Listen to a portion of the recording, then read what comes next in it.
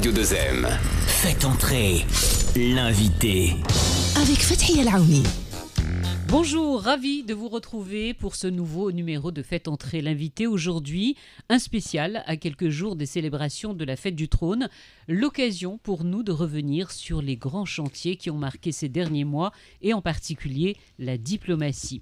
Les grandes réformes royales ont eu un impact indéniable sur le dynamisme de l'action diplomatique.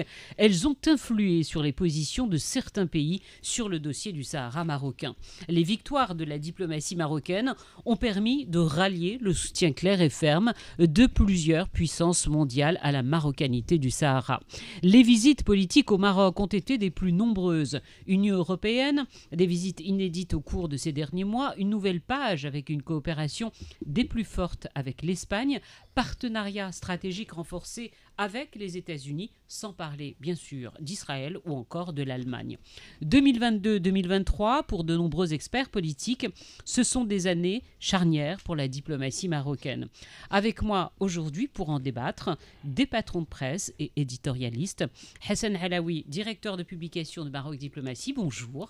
Bonjour Lalla, merci. Merci à vous d'avoir répondu à l'invitation. Saad Ben Mansour, vous le connaissez bien sur cette antenne, directeur de publication d'Aujourd'hui le Maroc, bonjour. Bonjour Amnia, toujours un plaisir de vous retrouver, de retrouver la clique de mes confrères. J'aime bien quand il appelle la clique. Ouais.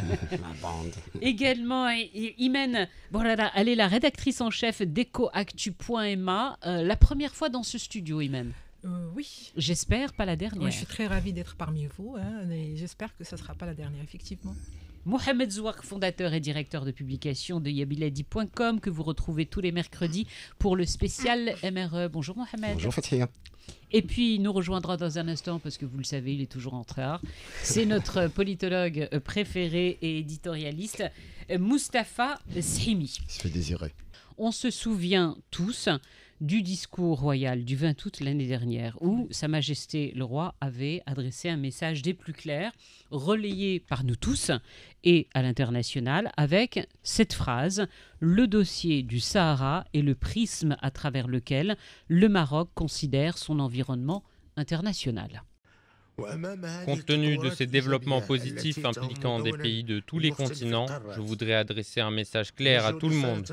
Le dossier du Sahara est le prisme à travers lequel le Maroc considère son environnement international. C'est aussi clairement et simplement l'aune qui mesure la sincérité des amitiés et l'efficacité des partenariats qu'il établit. S'agissant de certains pays comptant parmi nos partenaires traditionnels ou nouveaux, dont les positions sur l'affaire du Sahara sont ambiguës, nous attendons qu'ils clarifient et revoient le fond de leur positionnement d'une manière qui ne prête à aucune équivoque. Imen, après ce message clair adressé par le souverain, est-ce qu'on peut dire qu'à partir de là, les cartes ont changé ? Effectivement, ça marque la fin d'une époque, le démarrage d'une nouvelle phase des relations du Maroc avec ces pays partenaires, essentiellement, parce que le message est adressé à des pays partenaires, le message royal est très clair. Moi, je voudrais juste rappeler que les percées diplomatiques que réalise le Maroc aujourd'hui ne sont pas le fruit du hasard. Vous savez, dans une monarchie séculaire comme la nôtre, c'est le travail de plusieurs siècles et plusieurs décennies. Il y a eu des changements avec le changement de règne et avec l'avènement de Sa Majesté le Roi Mohamed VI. Je peux retenir peut-être 3 mots-clés qui définissent un petit peu plutôt d'un point de vue journalistique quand on suit l'actualité diplomatique de notre pays. C'est-à-dire il y avait d'abord la permanence des relations, donc on a essayé de consolider les acquis avec les pays partenaires. Puis il y a eu la diversification.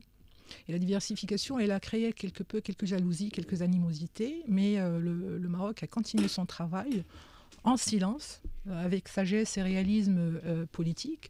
Et le discours du roi le 20 août dernier, il a marqué la fin d'une époque et le démarrage de celui de la fermeté. C'est-à-dire, on a eu le temps de travailler ensemble, de discuter ensemble, d'avancer ensemble sur plusieurs sujets. Mais là, le Maroc, il a une question qui est en suspens, c'est celui de son intégrité territoriale, qui n'est pas négociable pour les Marocains, que ce soit le souverain ou le peuple. Et donc, il a mis une sorte, je dirais pas un ultimatum, mais les conditions d'une nouvelle phase des relations avec le Royaume du Maroc, que ce soit dans le bilatéral ou le multilatéral.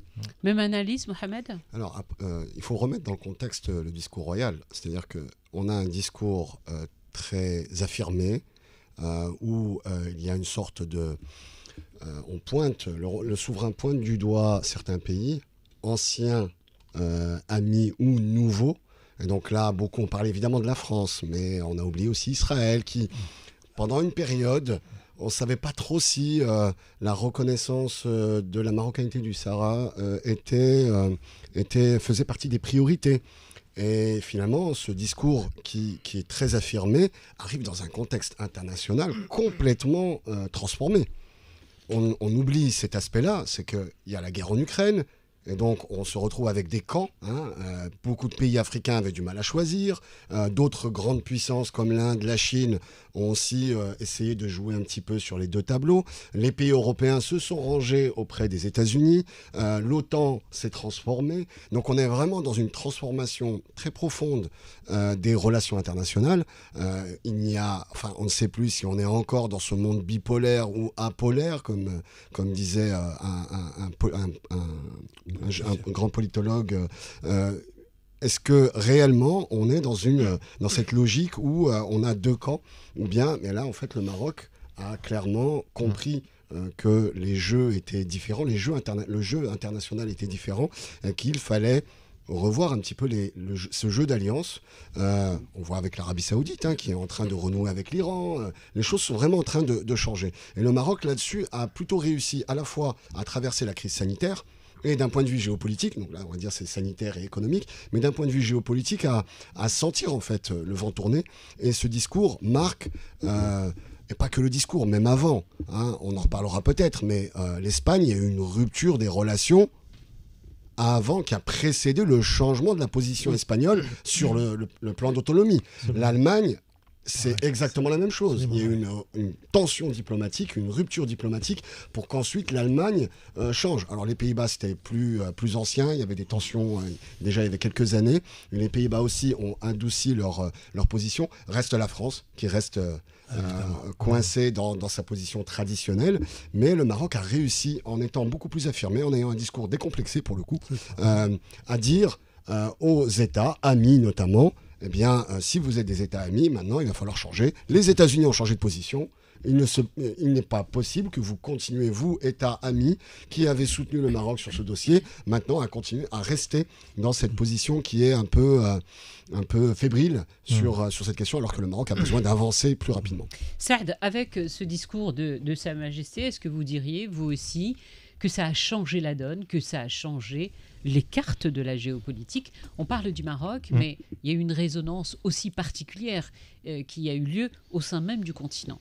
Bien sûr, moi je dirais d'abord il y a ce qu'on appelle, moi j'aime bien l'expression qui est maintenant, je dirais, tendance, c'est un momentum Maroc. Il y a un momentum Maroc qui s'est créé, qui s'est produit, qui s'est enclenché depuis quelques temps déjà et qui se poursuit. Alors, pour revenir au discours royal, moi je dirais que, à mon avis, il y a une de ses forces, c'est qu'il a, le roi a introduit un contenu qu'on ne connaissait peut-être pas avant à la diplomatie marocaine. C'est ce contenu binaire. C'est-à-dire ? Avec ou contre moi. Alors que paradoxalement, la diplomatie n'est pas du tout binaire. On le sait bien. C'est-à-dire, en diplomatie, on n'est pas dans le avec ou contre moi. Est-ce que vous saisissez que... Mais en diplomatie aussi, on sait utiliser ce langage binaire quand on est en position de force. C'est-à-dire, le Maroc n'aurait pas pu utiliser cette position il y a par exemple 20 ou 30 ans. Parce qu'on n'était pas en position de force. Le socle n'était pas encore prêt. Mais depuis quelques années, ce momentum Maroc a fait que le souverain a senti qu'il était, aujourd'hui, le Maroc était fort, était bien installé dans une sorte de rayonnement régional et international, dans un momentum qui lui permet de dire, messieurs, on arrête, Alors, sur cette question du Sahara, il est temps qu'on sache qui est avec nous qui est contre nous. Est-ce que vous diriez... Pardon, vous vouliez rajouter quelque chose? Je veux dire que la diplomatie, au fait, c'est du contenu. C'est du contenu sportif, c'est du contenu culturel, politique, économique, religieux, économique, social, sociétal. En fait, la diplomatie comme ça tout court n'a pas de sens s'il n'y a pas de contenu. L'un des points forts qui a peut-être marqué un tournant, vous me direz si vous êtes d'accord ou pas, c'est bien évidemment les États-Unis. Des partenariats stratégiques ont été conclus au cours des derniers mois. En mars dernier, le chef de la diplomatie marocaine était à Washington. Des entretiens à la Maison-Blanche avec Anthony Blinken. Et juste avant, en février, la visite du chef d'état-major des armées américaines. Vous vous souvenez, les photos avaient circulé de partout avec le général Mark Milley au Maroc. Et lors de la rencontre à Washington, voilà ce qu'avait dit le secrétaire d'État américain Anthony Blinken.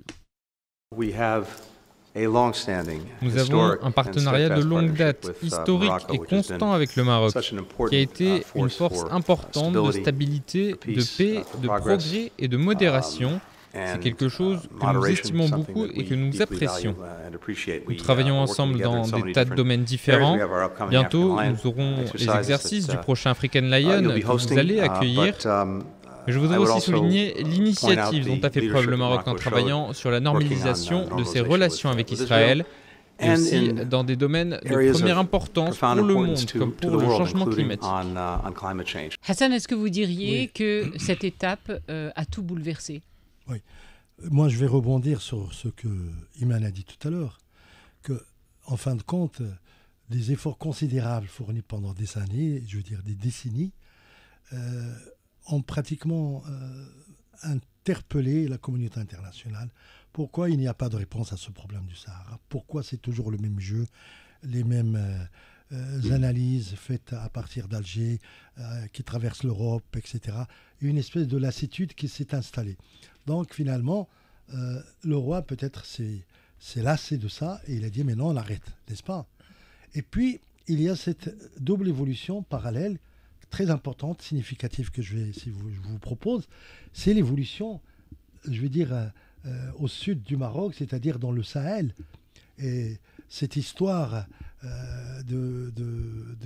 du Mali, de la Guinée, de Centrafrique et tout ça, ça a interpellé bien entendu l'Europe. Wagner et tout ça, ça n'a pas laissé indifférent, si vous voulez, la communauté internationale. Et donc il y a eu une évolution à ce niveau-là, une prise de conscience au niveau de l'Europe, des Américains, de tous les pays arabes et tout et tout. Donc le Maroc est venu, je veux dire, avec sa diplomatie qui tombe, comme je dis, à point nommé, pour nous rappeler qu'il y a un contexte qui est en train de surgir, qui se développe autour de nous, qui représente une menace avec les armes qui sont venues de Libye, avec les groupes terroristes qui surgissent, les violences et tout ça. Le Maroc s'est trouvé pratiquement obligé de faire ses choix, d'opérer ses choix radicaux, inédits. Et donc, il est évidemment, comme vous disiez, il est obligé de réviser ses cartes, de réviser ses analyses, et il l'a fait. Aujourd'hui, nous sommes devant un contexte différent. Et ce que Blinken vient de dire, donc, très intéressant, ce que incarne, ce que représente le Maroc, ce pourquoi les États-Unis soutiennent le Maroc, remettre, je veux dire, en question, pas remettre, je veux dire, continuer, si vous voulez, dans la lignée de Trump, c'est-à-dire le soutien total, l'organisation d'événements militaires autour, je veux dire, de la frontière, l'African Lion, tout ça, l'African Lion, et tout ça. Et donc, c'est un début aujourd'hui d'une ère qui est inédite. Et moi, je me dis qu'il faut quand même essayer de la gérer avec tous ces paramètres, parce que tout ce qui nous intéresse, et tout ce que nous voyons, c'est que l'effort algérien de nous isoler n'a pas réussi, et qu'aujourd'hui, c'est l'inverse qui peut se produire. N'est-ce pas? Et donc, à nous de suivre ça très, très, très attentivement. Voilà. Mohamed? Oui, par rapport aux États-Unis, je voudrais rajouter un point. C'est que le début du mandat de Joe Biden, donc avec Anthony Blinken, était plutôt délicat à aborder. Oui, c'était tout doux. Hein. On ne savait pas s'il y allait avoir un retour de la position. En tout cas, c'était l'espoir de la ministre des Affaires étrangères espagnole, qui avait beaucoup insisté pour que l'administration Biden revienne sur la décision de Trump de la reconnaissance de la marocanité du Sahara. En tout cas, on a passé quand même une période où c'était pas très clair. Blinken avait quand même eu dans ses discours, il a beaucoup parlé quand même des droits de l'homme au Maroc, et donc le Maroc a plutôt perçu une sorte de flottement de la part de l'administration américaine. Et puis en fait, ce que j'évoquais tout à l'heure, le contexte international a joué en faveur du Maroc. C'est-à-dire que le Maroc a toujours eu une position, c'est un allié, j'allais dire indéfectible, des États-Unis. Sur l'Iran, le Maroc n'a pas changé de position, alors que l'Arabie Saoudite, par exemple, a changé. Donc sur l'Iran, le Maroc n'a pas changé de position. Il n'y a pas de relations diplomatiques. Israël, il y a eu un renforcement donc, des relations qui ont suivi l'accord tripartite du 10 décembre 2020.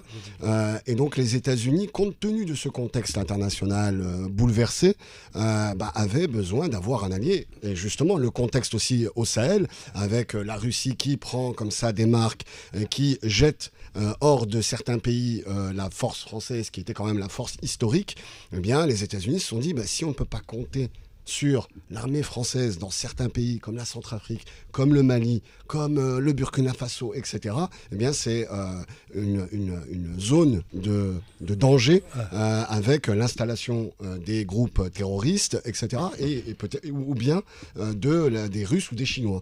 Et donc le Maroc étant un pays stable, ayant des services de renseignement quand même très forts, une armée, des relations militaires. Et ça aussi, ça a été très important. C'est-à-dire que la relation États-Unis-Maroc s'est beaucoup jouée. Je pense même traditionnellement se joue beaucoup sur l'industrie militaire et sur l'administration de la défense américaine. Tout le volet sécuritaire. Les relations sont effectivement très denses. D'ailleurs, on a vu des sécuritaires marocains voyager aux États-Unis pour rencontrer leurs homologues là-bas.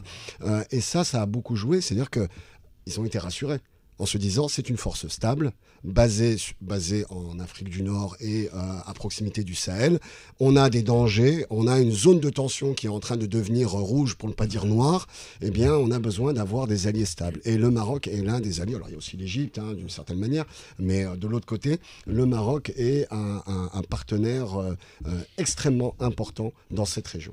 Moustapha Sremi qui nous a rejoint en studio, comme d'habitude, en retard. Bonjour, comment allez-vous ? Ça va, merci. Je vous trouve toujours aussi beau. Il rajeunit. Il rajeunit d'année en année. Ouais, mais c'est parce que c'est la passion de la. C'est le travail. En revanche, vous avez. Le travail, la passion. Oui, mais vous avez oublié. Comme ça fait longtemps que vous n'êtes pas venu, vous avez oublié qu'il faut bien parler devant le micro. Oui, tout à fait. Et puis venir à l'heure. Je vous fais et d'arriver à l'heure, Moustapha. Je n'ai droit qu'à des compliments. Oui. Non, mais c'est qu'au début, vous vous souvenez, ça démarre avec des compliments, mais après ça évolue. Je vous fais réagir à chaud puisque nous avons parlé de cette diplomatie marocaine qui gagne des points partout, qui est relayée à travers le monde. On vient d'évoquer les États-Unis avec cet extrait du chef de la diplomatie, du secrétaire d'État américain. Et puis récemment, il y a quelques jours, Israël. Qu'est-ce que représente pour nous cette reconnaissance de la marocanité du Sahara par Israël ? Moustapha ? C'est d'abord un acte diplomatique important. Israël, ce n'est pas un petit pays, c'est une puissance, c'est un État influent. Donc c'est une valeur ajoutée. Une valeur ajoutée à quoi ? À une capitalisation diplomatique qui s'est faite par strates successives. C'est ça qui est intéressant. Alors, le point de départ, me semble-t-il, ça c'est mon point de vue, c'est la reconnaissance américaine de la marocanité pour le Sahara. Je crois que c'est fondamental dans les nouveaux termes d'appréhension de la question nationale. C'est la première puissance militaire, c'est la première puissance économique. Et donc voilà un grand pays qui va peser de tout son poids avec le fait que ça va influer sur les positions des uns et des autres, même s'ils ne le disent pas ouvertement. Deuxième élément, j'ai parlé de capitalisation, il y a des éléments de capitalisation.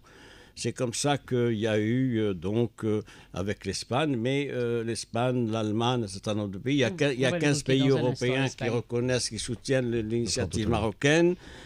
Moi, j'ai pointé avec vous, vous savez, il y en a 15 qui soutiennent de manière active et précise.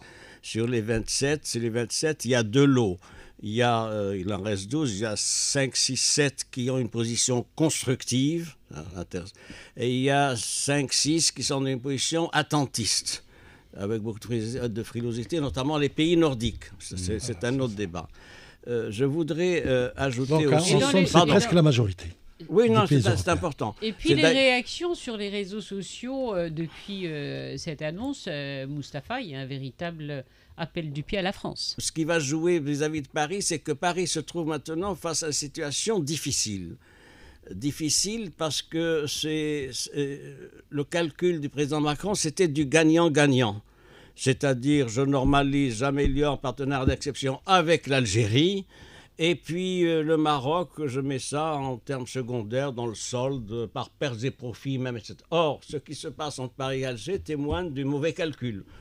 Vous avez vu la récurrence de crises entre Paris et Alger, avec un voyage reporté du président Tebboune reporté à différentes reprises. Donc nous en sommes là. Le pays avec lequel nous avons connu un tournant historique, et c'est important d'y revenir, c'est bien sûr l'Espagne, vous l'évoquiez. Là aussi, de très nombreuses visites, et dans les deux sens. Des dizaines d'accords signés dans plusieurs domaines. Il y a quelques jours, le président du gouvernement espagnol, Pedro Sánchez, a tenu à réaffirmer l'excellence des relations entre son pays et le Royaume. Il a affirmé que les relations avec le Maroc sont importantes et fondamentales pour Madrid, notamment dans les domaines du commerce et de l'économie, puisque pratiquement tous les investissements de l'Espagne sur le continent africain sont concentrés au Maroc. Des mots prononcés également à Rabat lors de la venue du chef du gouvernement, Pedro Sánchez, et des mots prononcés par le ministre des Affaires étrangères espagnol, José Manuel Álvarez, que je vous propose de réécouter. Ce qui, oui, est nouveau, c'est cette implication ancienne et personnelle du roi du Maroc dans les relations entre l'Espagne et le Maroc, et aussi cette précédente rencontre qui me permet de dire le roi du Maroc et le chef du gouvernement espagnol, Pedro Sánchez, souhaitent tous les deux, et sont sûrs tous les deux, que la réunion de haut niveau sera une réussite. Alors, ce que vous venez de voir, et je vous rappelle juste par rapport à ce Faites entrer l'invité que vous pouvez suivre en images en ce moment même, voilà, et à retrouver bien évidemment sur l'ensemble de nos réseaux sociaux. Iman, quand il y a eu le rapprochement entre Rabat et Madrid, sur la presse espagnole comme sur la presse marocaine, on a parlé d'un tournant historique. Oui, ça c'est un véritable tournant historique. Du fait de la proximité géographique et historique, il y a un lourd passif entre les deux pays et qui pesait sérieusement sur toute la région. Sur toute la région, nous partageons le même pourtour méditerranéen. Nous sommes des pays voisins avec 14 km qui nous séparent. Nous avons les mêmes défis migratoires, sécuritaires qui se posent de part et d'autre de la Méditerranée, que ce soit la rive nord ou la rive sud. À l'instar du Maroc, l'Espagne aussi est un pays en émergence économique au niveau du continent. On se rappelle encore la crise qu'a vécue l'Espagne, et donc elle était à la recherche, bien sûr, de pays avec lesquels fructifier les relations commerciales. Et c'est arrivé avec le Maroc, et ça a réussi. Au point de devenir le premier partenaire commercial du Royaume du Maroc. Ouais. Et puis, c'est ce qui tranche carrément avec la position de cet État vis-à-vis de la politique marocaine et de la question de la souveraineté marocaine sur son territoire. Et donc là, effectivement, c'est un tournant historique puisque le Maroc a su dénouer une crise qui se poursuivit depuis plusieurs décennies, au gré, bien sûr, et c'est ça un petit peu la problématique des États européens, c'est que les relations diplomatiques se font au gré des humeurs politiques. Donc quand vous avez un gouvernement qui change, on a l'impression qu'il faut tout refaire à nouveau. D'où l'importance aussi de créer des mécanismes de coopération qui soient un peu plus stables est périn par rapport au jeu politique et électoral dans ce pays. Je vais rebondir sur quelque chose que vous avez dit par rapport à l'Espagne, Imen, un volet qui est très important, qui est celui de la migration. Longtemps, les deux pays se sont déchirés sur ce sujet. On se souvient de scènes, notamment pour Ceuta. Et puis cette déclaration, il y a quelques jours, pareil, de Pedro Sánchez, qui est importante, parce que il a dit la chose suivante: parler d'immigration avec le Maroc doit également signifier, et là il s'adressait aux Européens, doit également signifier se mettre à sa place et être conscient que le Royaume relève également ce défi. Aujourd'hui, ce sont deux pays qui se tiennent la main pour travailler non seulement ensemble, mais d'adresser des messages aux autres. Oui, alors justement, pendant longtemps, cette question sécuritaire, en fait, les relations diplomatiques, c'était beaucoup plus concentré sur une entité. C'était souvent le ministère des Affaires étrangères. Dans plusieurs discours du roi, il a appelé à la diplomatie économique, à la diplomatie parlementaire, culturelle, etc. Donc ça s'est ouvert. On a exploré des dimensions de partenariat encore plus larges, où tout un Marocain peut contribuer. Ça, c'est un changement majeur. Le deuxième changement, c'est que le Maroc n'est plus dans une posture, on va dire, passif. Et il est dans une action active, proactive même, et anticipative. D'ailleurs, on a vu comment le Maroc a joué un rôle déterminant dans le déjouement d'attentats sur le sol européen, par exemple. Alors, dans cette diplomatie renforcée, il y a bien sûr l'Union européenne, vous l'évoquiez, Mustapha, avec un nombre inédit de visites. Pas moins de 8 en 2022, et elles se sont poursuivies depuis janvier dernier avec des visites de haut niveau, dont celle du chef de la diplomatie européenne, Josep Borrell, qui a tenu, quand il était à Rabat, qui a tenu à mettre l'accent sur le partenariat stratégique avec le Maroc, le partenaire le plus puissant, a-t-il dit. Je vous propose de réécouter. Sans aucun doute, le Royaume du Maroc et les partenaires du sud de la Méditerranée qui a mis en œuvre des politiques de convergence avec l'Union européenne les plus puissantes. Et les faits sont là. Deux tiers du commerce extérieur du Maroc se fait avec l'Union européenne. Nous sommes le plus important partenaire commercial.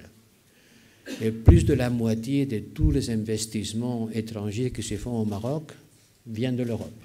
On avait rarement entendu des adjectifs, en fait, ces derniers mois, en explorant un petit peu, en préparant cette émission, en explorant un petit peu la presse européenne et marocaine. Ce que l'on trouve, c'est pays incontournable, partenaire stratégique, une coopération exemplaire, le Royaume, le partenaire incontournable, le plus puissant, partenaire économique. C'est des adjectifs qu'on n'a pas l'habitude d'entendre, mais je vous assure que quand on regarde les partenariats, qu'ils soient économiques, culturels, sécuritaires et autres, dans la bouche des politiques qui se sont déplacés chez nous, ces mots sont revenus quand même beaucoup.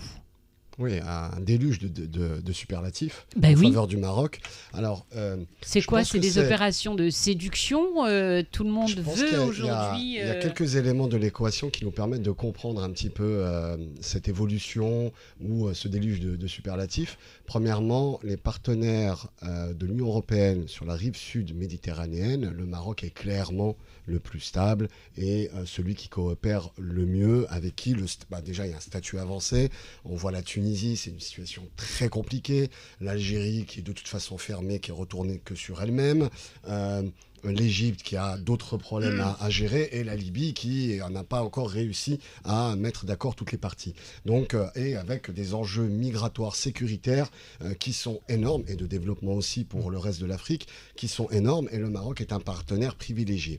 Mais je pense que l'évolution du discours européen et ce foisonnement de visites officielles de responsables de l'Union européenne vient aussi par rapport à certains écueils qu'a connu la relation Maroc-Union européenne. Premièrement, la décision de la Cour européenne de justice, qui a mis des grains de sable, pour pas dire des gros cailloux, dans le rouage, dans les mécanismes de ce statut avancé, et donc dans cette bonne relation, dans cette lune de miel entre l'Union européenne, enfin peut-être lune de miel est un grand mot, mais en tout cas de relations positives et stables entre l'Union européenne et le Maroc. Et donc cette décision de la Cour européenne de justice qui a décidé que l'accord de pêche et l'accord agricole ne pouvaient pas inclure le territoire du Sahara parce qu'il y avait un conflit, etc. Même si dans un premier temps, ils ont dit que le Polisario n'était pas légitime à représenter le peuple sahraoui, etc. Bref, il y a ces tensions qui ont remis en jeu ces accords, et d'ailleurs l'accord de pêche... D'ailleurs, sur l'accord de pêche, Mohamed, là aussi, il y a un changement de discours. Tout à fait. On l'a vécu il y a quelques jours avec la déclaration de Nasser Bourita lors d'une conférence de presse où la question lui est posée. Et des Européens qui ont répondu. Et là aussi avec des superlatifs en disant c'est un partenariat stratégique.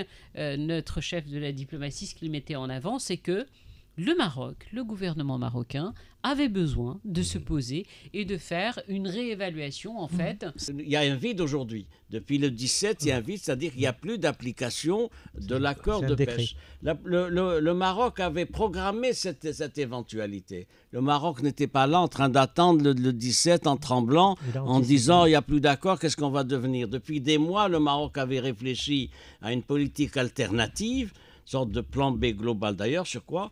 Sur la valorisation, la promotion du plan Halieutis dans le cadre d'un développement durable, sur le fait qu'il avait déjà des clients, qu'il avait des clients et des accords avec des pays et qu'il y en avait d'autres qui étaient potentiels. Mais là, avec les dernières déclarations, la réaction aussi de l'Union européenne, on marque un changement ou pas? Oui, parce que la position du Maroc est celle-ci. L'accord de 79, c'est ce qui a été qualifié d'accord de première génération. On vous donne un droit de pêche, vous nous donnez une aide. Voilà, il y a une aide financière. D'ailleurs, Nasser Bourita l'a dit très clairement. Oui, on ne peut plus être dans un accord de rétribution n'est pas seulement l'aspect financier. Il a défini de nouveaux paramètres. C'est-à-dire qu'il doit s'inscrire dans une vision de partenariat avec une réelle valeur ajoutée. Absolument. Et nous en sommes là aujourd'hui. Nous sommes dans des situations diplomatiques valorisées du fait qu'un regard sur la carte et maghrébine et moyen-orientale, etc., montre que c'est le Maroc qui est le meilleur partenaire possible. Et c'est un élément complémentaire qui joue. En plus, la diplomatie marocaine, je le dis d'un mot, se distingue par une valeur ajoutée par rapport à tous les autres pays, par rapport à l'Égypte, par la lutte antiterroriste, oui, je sais, parce qu'on l'a évoqué avant que vous n'arriviez, en fait, modéré, la mobilisation. Je pense aussi, Fethia, je pense que on oublie un peu les éventuels effets de ce qui se passe à l'est de l'Europe, Ukraine, Russie. Je pense que effectivement tout ce qu'il vient de dire est vrai, les enjeux géostratégiques, etc., géopolitiques. Mais je pense que l'Europe, à un moment donné, non pas se désintéresser du Maroc, mais elle ne voyait pas un peu la nécessité d'aller très vite et de donner beaucoup de superlatifs et de renforcer, parce qu'elle était dans une conjoncture où l'Europe s'élargissait à l'Est, le problème russe ne se posait pas, et on voyait dans cette extension qui allait venir de l'Est comme étant, c'est-à-dire vraiment une extension qui allait ouvrir l'Europe. À la limite, la rive sud, mais ce qui vient de se passer depuis février, enfin depuis le début du conflit, je pense qu'il a réveillé un peu les Européens et qui se sont dit, à l'est de notre continent, oui, il y a des pays nouveaux qui vont entrer, mais ce n'est pas aussi safe qu'on pourrait compter dessus pendant encore de... Par contre, et c'est là où ils ont fait je pense, c'est mon analyse, ça n'engage que moi, ils ont fait un peu le prix du recul pour voir que il y a le Maroc qui est encore là, qui est tout le temps là, qui a été avec qui on a travaillé, avec qui on a du recul. Est-ce que vous ne pensez pas, que ça a été ce réveil dont vous parlez? Est-ce que vous ne pensez pas aussi que ça a été le réveil de l'Afrique tout court? On voit là aussi pratiquement la majorité des pays africains tourner le dos un peu à l'Europe, tourner le dos au Nord, en se disant, on entend de plus en plus dans des discours le politiques Sud-Sud, les matières premières qui reviennent, on n'entendrait plus parler. Aujourd'hui, l'Afrique qui... Je ne sais pas si l'expression est bien choisie, mais je parlerais d'une Afrique décomplexée. À plusieurs reprises, Sa Majesté le Roi l'a dit à plusieurs reprises, c'est je veux dire incalculable, le nombre de fois où il a dit le sens que l'Afrique, aujourd'hui, doit et elle est capable de se prendre elle-même en charge, de valoriser elle-même ses... Discours d'Abidjan. Mais bien sûr, mais il l'a dit à plusieurs reprises. Donc, et alors, c'est là où je voulais dire que il faut noter que la diplomatie, c'est en même temps une science complexe et simple. Elle est complexe parce qu'on touche à des dossiers très complexes, des relations, des enjeux, mais en même temps, elle est simple parce que c'est du bon sens. C'est du bon sens et du travail de tous les jours. Quand le souverain dit, parle de la coopération sud-sud et d'une Afrique, pour l'Afrique qui se prend en charge elle-même, ce n'est pas seulement des slogans. Je pense que en parallèle, le Maroc a été sur le terrain. Il a été sur le terrain et il a donné corps, il a concrétisé, il a montré que ce ne sont pas simplement des slogans, mais c'est la réalité. Des projets des engrais, des projets de sites de fabrication d'engrais, le grand gazoduc qui est en train de prendre forme maintenant, beaucoup de choses. Donc, en fait, et les Africains, tout le monde, mais les Africains en particulier, ont du bon sens. Donc finalement, s'ils voient qu'il y a du contenu, et là je reviens à ma première idée, il faut qu'il y ait du contenu. C'est-à-dire, c'est bien que l'Europe dise, oui, il faut faire de la co-construction, du co-développement, il faut, mais le contenu, l'intérêt, l'Afrique va le mesurer quand elle va voir que tel pays... Mais est-ce qu'elle ne le mesure pas déjà, vous parliez des engrais et il nous reste déjà plus longtemps. C'est vital les engrais. Voilà. C'est vital pour l'Afrique. On parle aussi énormément, quand on cite le Maroc, des énergies vertes, les énergies renouvelables. On voit en fait le potentiel de l'Afrique. On parle beaucoup de la crise climatique, les vagues de canicules qui se multiplient. Quand vous parlez aux pays africains d'engrais, ça leur parle. Exactement. D'accord, ça leur parle. C'est exactement ce que j'allais dire. Quand on est dans parler de solaire et d'éolien, ça leur parle. Sur les énergies renouvelables et le climat, c'est un sujet des plus importants. Et je fais juste une petite parenthèse. L'enjeu du 21e siècle... Au Maroc, c'est un chantier de règne aussi, la révolution énergétique du royaume qui est en marche.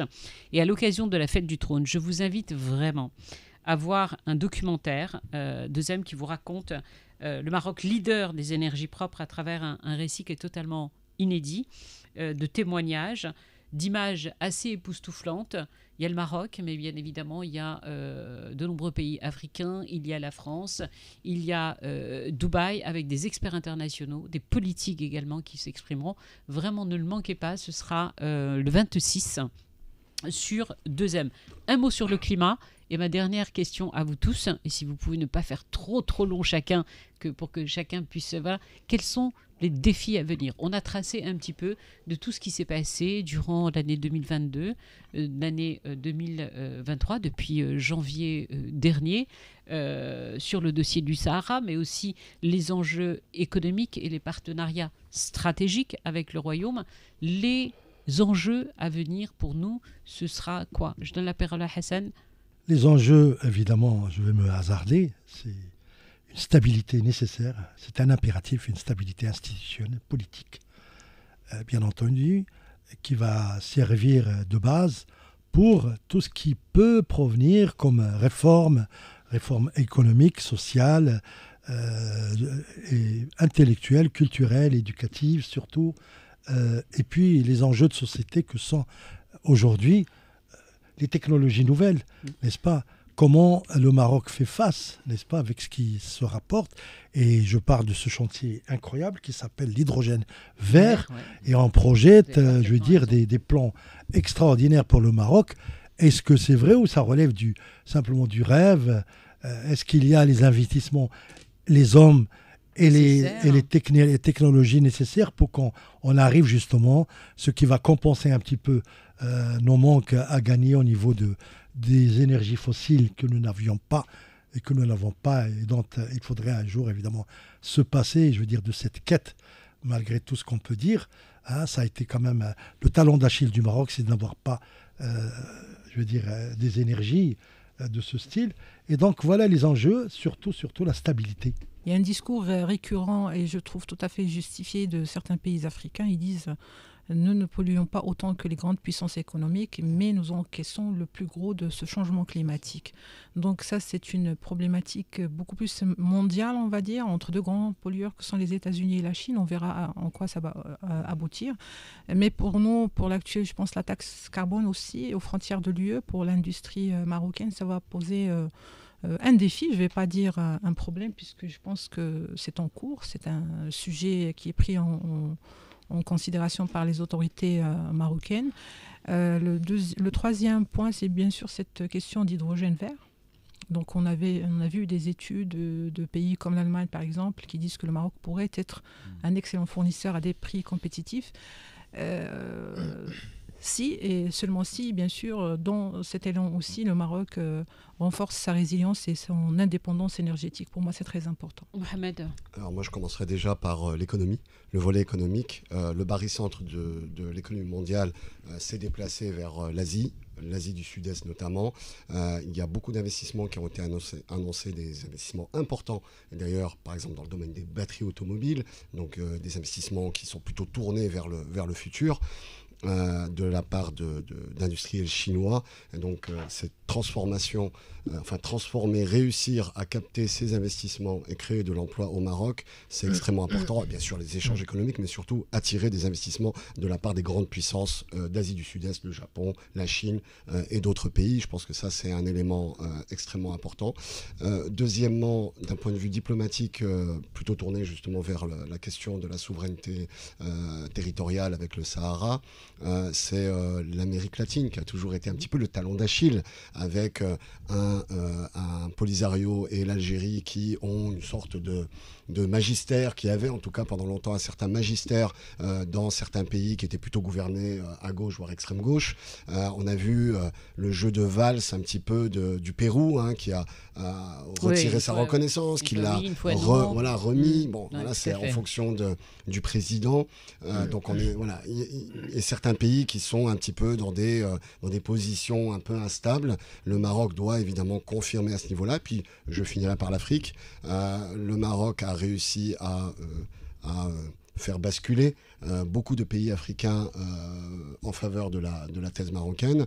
Beaucoup de pays ont ouvert des consulats à Laayoune ou à Dakhla, mais reste encore le véritable challenge, c'est d'exclure la République arabe saoudite démocratique, entre guillemets, de l'Union africaine, aujourd'hui, qui est encore soutenue principalement par l'axe Alger, Pretoria, excusez-moi, avec Abuja qui a réussi, le Nigeria qui a réussi à revenir, à sortir un petit peu de cette force pro-Polisario, et le Maroc doit continuer avec certains pays à les ramener. Alors c'est un travail de longue haleine qui a été commencé suite à la reprise du siège du Maroc au sein de l'Union africaine. Et évidemment, ce changement-là, il est extrêmement important parce qu'il y a à la fois la question de l'intégrité territoriale, donc un enjeu diplomatique, un enjeu politique, mais il y a aussi un enjeu économique, parce que l'avenir du développement de l'économie mondiale se situe aussi en Afrique. Et là, le Maroc a clairement déjà placé des éléments importants, que ce soit dans le phosphate, que ce soit dans le domaine bancaire, que ce soit dans le domaine immobilier, dans l'assurance, et il a besoin de se renforcer encore sur le continent. Ça va être compliqué, parce que vous n'avez pas le droit de répéter la même chose. Non, je rejoindrai un peu tout le monde, et spécialement mon ami Mohamed Zouak, pour dire que les enjeux sont nombreux, c'est certain. Mais si on me demandait de les résumer en un seul, je dirais c'est un seul... Excusez-moi, je vous interromps, vous parleriez d'enjeux ou de défis? C'est enjeux et défis. Enjeux et défis, et vous allez comprendre. En fait, aujourd'hui, si on devait, à mon sens, si le Maroc devait affronter un enjeu et relever un défi, et il le réussit, il aura tout réussi. C'est quoi, à mon sens, ce défi? C'est de se positionner de manière durable, irréversible et solide comme étant un pays émergent. Ce n'est pas le cas aujourd'hui. Quand je dis pays émergent, ce n'est pas seulement au sens économique. C'est à tous les niveaux.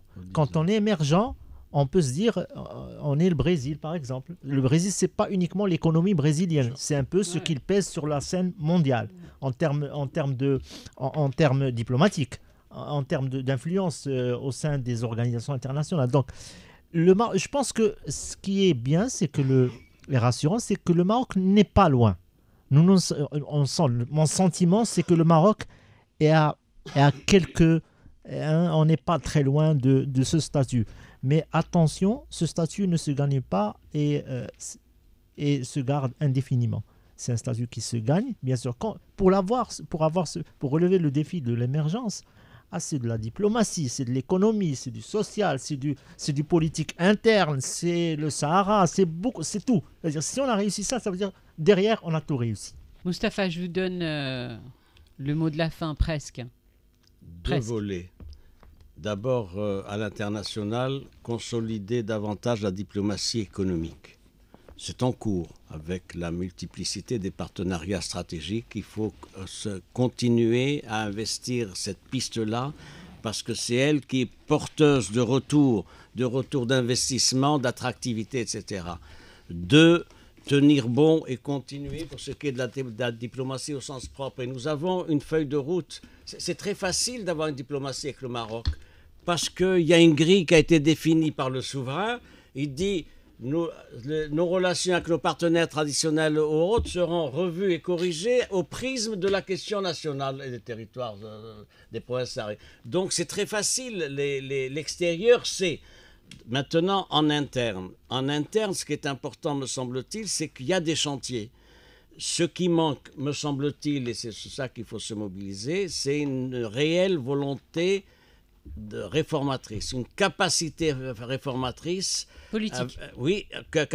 Avec des réformes portées par les uns et les autres. Et ça, c'est extrêmement important. Elles ne le sont pas, à votre sens, suffisamment pas suffisamment, me semble-t-il, parce qu'il y a... Dans quel domaine en particulier ? Il y a une addition de secteurs, il y a une addition de responsables ministériels qui sont d'excellents profils, mais il me manque, me semble-t-il, davantage de coordination, d'impulsion et de lisibilité politique. Rien ne peut être fait si toutes ces mesures-là, qui sont intéressantes, qui portent en elles des projets, etc., ne suscitent pas l'intérêt, au moins l'intérêt des citoyens, si possible l'adhésion, et c'est encore mieux le soutien. Pendant longtemps, on s'est un petit peu flagellés les uns les autres. On râlait beaucoup. On se disait souvent, oui, dans notre pays, c'est pas terrible, ça va pas, ça va pas.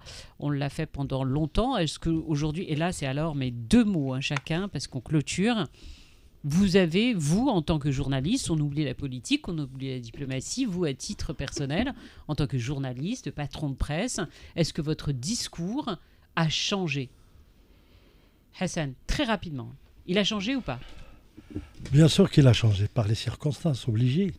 Tout ce qui se passe autour de nous, je veux dire, l'environnement, les technologies toujours, ce qu'a dit Mustapha, ce qu'a dit Si Mohamed, ce qu'a dit Saad, Iman aussi, et vous-même. C'est-à-dire, on est au carrefour de quelque chose qu'on ne soupçonne pas, je veux dire, et qu'on ne peut prévoir aujourd'hui. N'est-ce pas ? Et les réseaux sociaux, ils sont pour beaucoup. Ça, c'est clair aujourd'hui. C'est pas lire un journal aujourd'hui, lire un journal, essayer de comprendre les textes qu'on lit, ce n'est pas la même chose comme il y a quelques années. C'est pas possible. Et ça nous demande un effort considérable pour faire rapide, pour garder la substance de ce que nous lisons. Et c'est impossible, parce que nous sommes envahis. Une information chasse l'autre. C'est différent dans le sens où on s'est quand même posé la question à un moment donné, mais comment se fait-il qu'il y ait ce décalage entre ce que nous entendons et ce qui est dit du Maroc à l'international et ce que nous disons nous-mêmes. Exactement. Et donc à un moment donné, on se dit c'est pas possible, on doit être, ce décalage n'est pas normal. Et donc forcément, on regarde de plus près ces gens-là qui parlent de ce Maroc, on vient de l'entendre là, oui, les responsables européens. À un moment donné, oui, on se dit on va arrêter quand même de s'auto-flageller comme tu disais, et puis de dire les choses comme elles sont et de critiquer de manière constructive, mais on n'avait pas beaucoup tendance à le faire. Il faut le faire de plus en plus, je pense. Quand il y a des choses, les trains qui arrivent à l'heure, il faut le dire. Voilà, quand des choses vont bien. Mohamed, au sein de yabiladi.com, est-ce que, alors pas la ligne éditoriale ne bouge pas, quel que soit le journal en question, mais est-ce que avec vos équipes de journalistes, votre façon d'écrire les choses a un petit peu changé? Il faut pas avoir peur de dire quand les choses vont bien et puis critiquer quand les choses vont mal. Nous, on a toujours eu comme position d'être clairement enfin dire les choses, même des fois sur des sujets très délicats. Exactement. Par exemple sur la géopolitique, sur le dossier du Sahara. Des fois, il y a des mauvaises nouvelles et on l'annonce. Quand le Pérou change de position, il faut l'annoncer. Et il faut être critique. Et donc, on l'a toujours fait en réalité. Maintenant, moi, je pense que, en tout cas pour ma part et pour mes collègues journalistes, je parle en leur nom, de Yabiledi, on n'a pas changé en fait de ton, mais par contre il y a des succès qui nous sont, comme il y a déjà eu des succès avant, au début du règne par exemple, qui sont à mettre en évidence du côté du Maroc. Et je pense qu'il y a surtout ce besoin, et ça l'expérience Covid a été très marquante et très formatrice, il y a vraiment ce besoin de compréhension.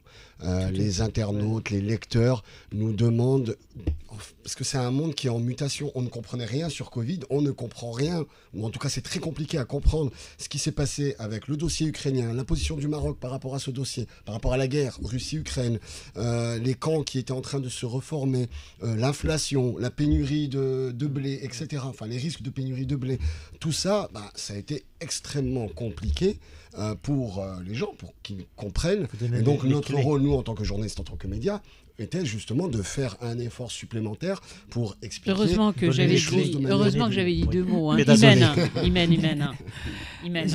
Je pense bien que le ciseau de la censure va tomber sur moi, mais juste, moi je suis pour que chacun reste dans son rôle, puisque les journalistes, quand ils sont totalement objectifs et neutres, ils sont un petit peu comme des donneurs, c'est donneurs d'alerte.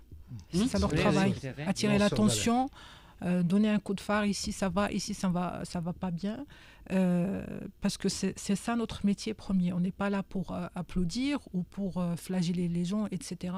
Mais en tout état de cause, on le dit quand ça va bien, on le dit.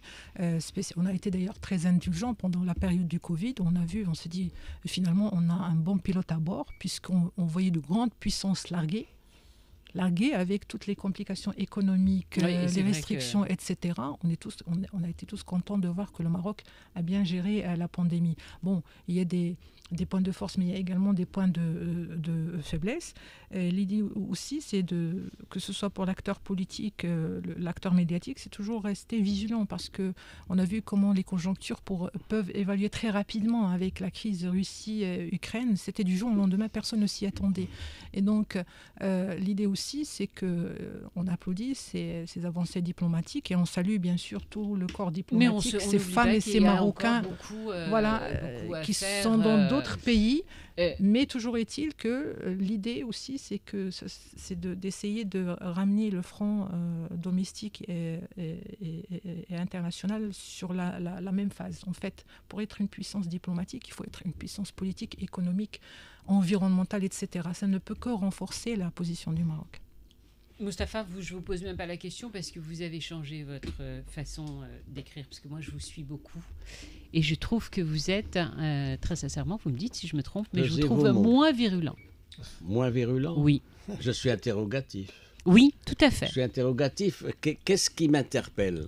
Ce qui m'interpelle dans le champ politique, qui est le mien prioritairement, vous le savez, c'est la place des réseaux sociaux dans l'expression des attentes, des besoins des citoyens.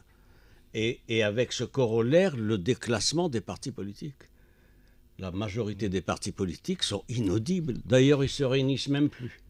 Et bientôt les médias. Non, ça c'est un Nous, premier regardez, point. on est réunis aujourd'hui. Non, c'est important. C'est la stérilisation de la vie partisane et partant la mise en équation de la vie politique.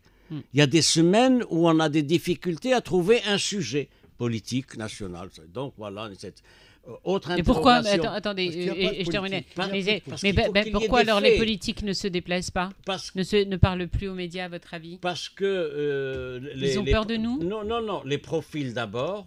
Les profils des dirigeants des partis sont ce qu'ils sont. Généraliser. Oui, non, je sais très bien, vous allez défendre. Non, je vais rien. Non, C'est dans mais l'absolu. globalement, moi, je Je ne donne défends un avis. personne. C'était calmé. Je ne défends Eh ben, en personne. fait, c'est Mustafa. c'est juste Dans l'absolu, dans l'absolu, juste dans pour me l'absolu. contredire. Je donne un point de vue neutre d'analyste. Ah non, mais moi je suis tout à fait d'accord avec Moustapha ben, Srimi. voyez. Nos politiques ne s'expriment plus comme ils le bien sûr. faisaient Alors, auparavant. je C'est finis. une évidence. On peut Je même, finis puisque on peut j'avais la presque parole. généraliser, hein. Puisque j'avais la oui. parole. Voilà. Je finis puisque j'avais la parole. Donc, premier point, ça c'est un point de vue. Deuxième élément qui m'interpelle, c'est le fait qu'on a besoin d'un projet social. Une société a besoin de projet social, c'est-à-dire donner de l'espoir. La politique, c'est donner de l'espoir, si possible, du rêve. Ce n'est pas le cas. Pourquoi ? Parce qu'il y a un primat d'une gestion technocratique, voire développementaliste, au détriment de paramètres politiques. Il nous manque un référentiel.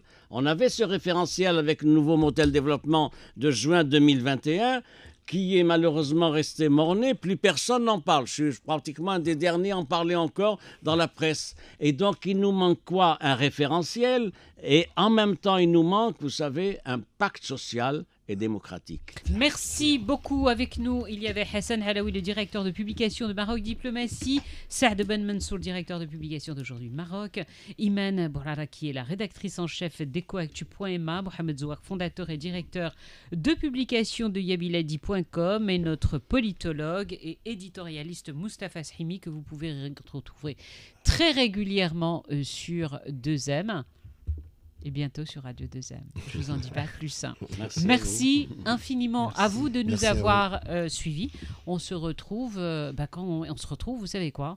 On va se retrouver à la rentrée. Je vous souhaite d'excellentes vacances et on se dit à très très bientôt.